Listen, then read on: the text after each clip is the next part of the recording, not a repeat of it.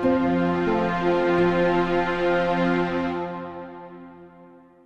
here today with Nick Holthouse from Meteoric Resources. How are you today, Nick? Oh, fantastic. Tracy, how are you? You were brought to my attention through our co-chairman, Ian Chalmers, about a year ago when we were looking at rare earth projects around the world and rising stars that people may not be aware of. And Ian's forecast was correct. Obviously, Meteoric should be on everybody's watch list. Oh, look, that's really flattering, Tracy, and it's great to hear. We've had a very busy year. We've set ourselves some very aggressive targets, and I'm really pleased to say that at this stage, we appear to be hitting all of them. So it's been a great, successful year, and it's nice to be recognised. So thanks very much for that. You're on the road, Tampa, New York, Washington, D.C. For those of you out there going, who is Meteoric Resources? How about we start there? For sure. Well, I guess to summarise Meteoric Resources, we have a quite a unique asset in the state of Minas Gerais in Brazil. It's an ionically adsorbed clay deposit. Now, what that means is that it's quite different from other rare earth deposits in the sense that Mother Nature's done a lot of that heavy lifting in the front end. We have the robust parent minerals that come along that the rare earths are contained within have been broken down through a very prolonged weathering process.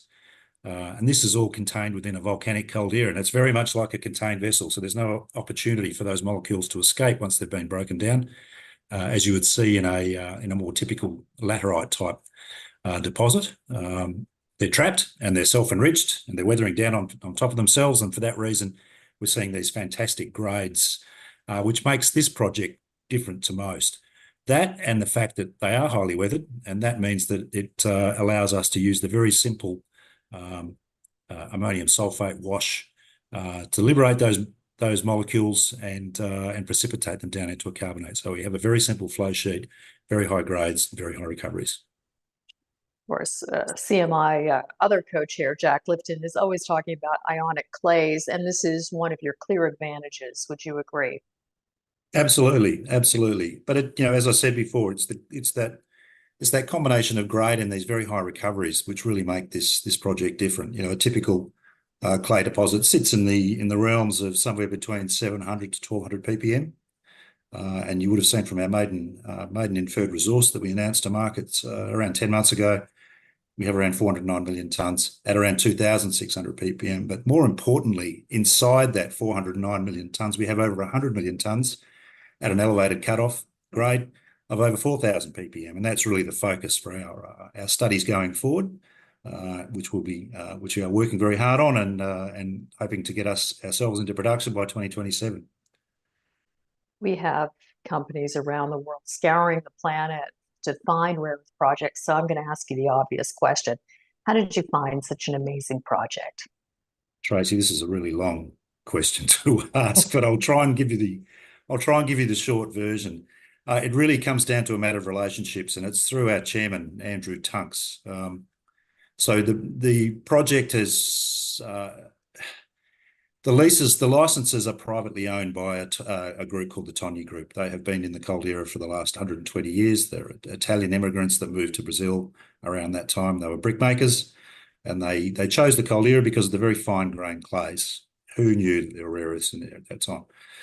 So that's really been the focus for them. More recently, they've pivoted away from house and house bricks and tiles, roofing tiles, to foundry bricks. So it's a much more sophisticated operation now, very high tech. Still, they use a lot of clay. So for that reason, they've accumulated quite a few licenses within the Caldeira. It came to their attention some time ago that they had rare earth elements within those clays. They were approached by JOGMEC. JOGMEC signed an agreement with the Tonye family, and they embarked on an exploration program between 2016 and 2019. There are a few reasons for JOGMEC not going through with that deal. It wasn't a particularly well-structured deal with regard to royalties. It was very much front-ended.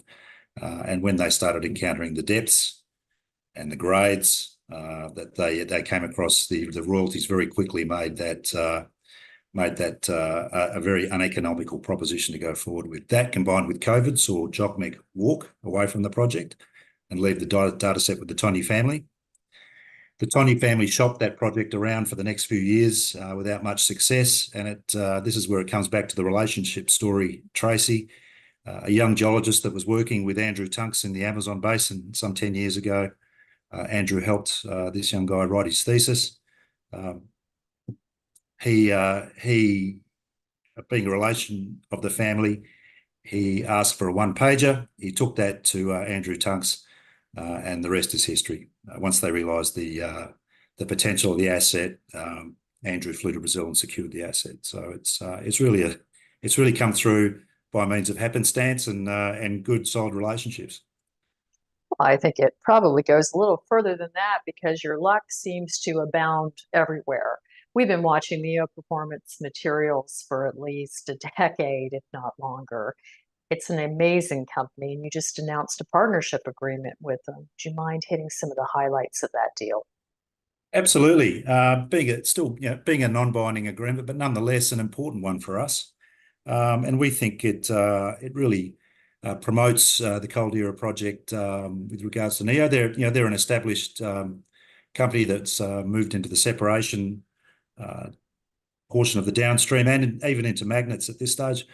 But they really see the potential for this. They are a quality company. They are not a company that would sign off takes unless they were convinced that there was some opportunities there with regards to the quality of the asset and the scale of the asset, and they certainly see that in the Caldeira project. They've been to site, they've done their own due diligence, and then I think that coupled with the very recent announcement that we made around the met test work results in that precipitation of the carbonate story, the very clean carbonate that we were able to produce in an unoptimized metallurgical program in a first pass with a range of impurities that satisfy pretty much all separators outside of China at this stage, made it a very attractive proposition. So we very quickly came to an arrangement.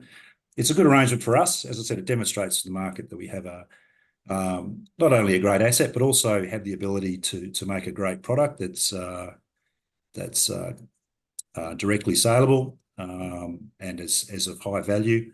But also the relationship extends to technical assistance as well. So we're very much looking forward to Neo's support in that area as well. They've been around for a long time. They've done a lot of stuff in the downstream space, and we're certainly looking to leverage off that experience and apply that to our own business.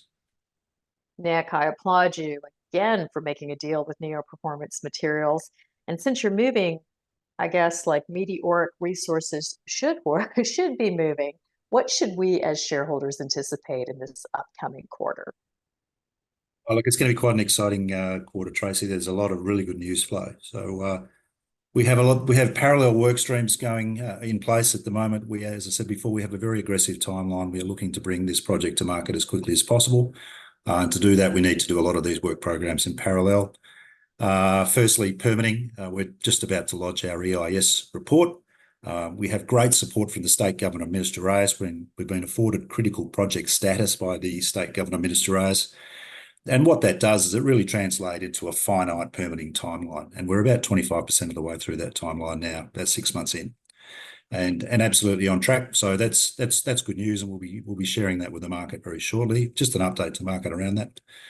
And it also demonstrates the fact that we are absolutely on track for that end of 2025 construction permit deadline. And that really, in theory, that allows us to break ground and get going with construction. So really, it's really driving all the other work packages that we have. On the resource side, we're very close to announcing our first resource update. That's for the Suburbo resource. Southern tenements, the three southern tenements are integral for our maiden processing plant. That's where our studies are focused. That's where our environmental studies are focused. So the first of those will be coming to market very soon. So we're excited to do that. That'll be next week. Followed very closely a few weeks after that by the second license. And once we have those two licenses, the scoping study, really excited to bring that to market. There's some really great numbers in there, which I can't wait to share with the rest of the world.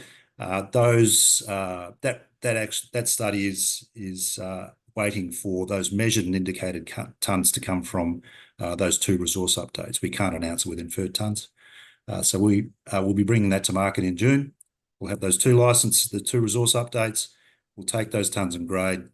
we'll reschedule them, we'll fold them back into the financial model that supports the scoping study, and then be able to announce those metrics to market. So some significant updates to market coming.